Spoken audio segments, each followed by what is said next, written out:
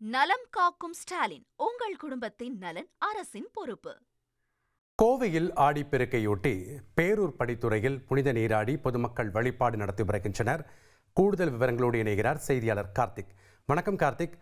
ஆடிப்பெருக்கை முன்னிட்டு அங்கே என்னென்ன சிறப்பு ஏற்பாடுகள் செய்யப்பட்டிருக்கு, பக்தர்கள் மற்றும் பொதுமக்களுடைய வருகை எந்த அளவுக்கு இருக்கு, விவரங்களை பதிவு பண்ணுங்க.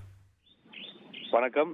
கோவை மாவட்டம் பேரூர் நொய்யல் ஆற்று படிக்கரையில் அதிகாலையிலிருந்து ஏராளமான பக்தர்கள் மற்றும் புதிதாக திருமணமானவர்கள் தங்களுடைய வழிபாடு நடத்துவதற்காக அங்கு குவிந்து வருகிறார்கள்.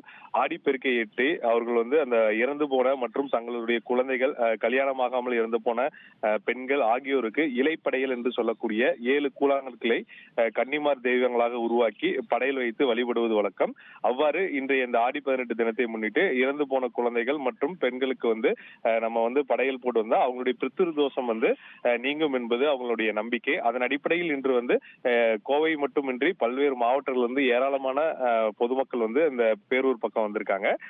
அது மட்டும் இல்லாமல் புதிதாக திருமணமானவர்கள் அவர்கள் அவர்களுடைய தாலியை மாற்றிக்கொள்வது, அது மட்டும் இல்லாமல் அவர்களுடைய திருமண மாலைகளை அந்த நொய்யல் ஆற்றில் விட்டு வழிபடுவது போன்ற நிகழ்வுகளில் ஈடுபட்டிருக்காங்க.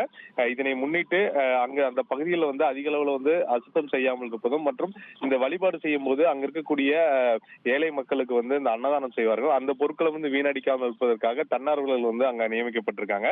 அது மட்டும் இல்லாம போக்குவரத்து பாதிப்பு ஏற்படாமல் வரக்கூடிய மக்கள் பாதுகாப்பு செல்வதற்கான ஏற்பாடு செய்வதற்கு காவல்துறையும் அங்க பாதுகாப்பு பணியில் அமர்த்தப்பட்டிருப்பது மிக முக்கியமாக பார்க்கப்படுகிறது.